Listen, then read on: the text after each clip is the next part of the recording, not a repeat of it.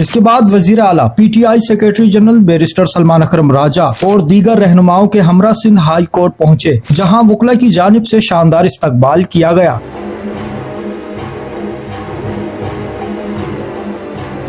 कौमी तराना पेश किया गया और अजरा को सिंधी टोपी पहनाई गई।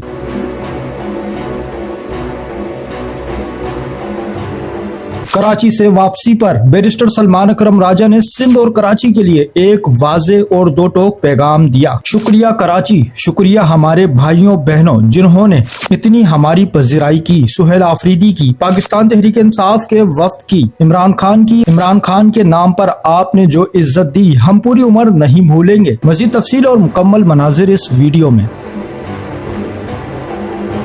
चैनल को सब्सक्राइब करें, फॉलो करें, वीडियो को लाइक और शेयर करें। शुक्रिया।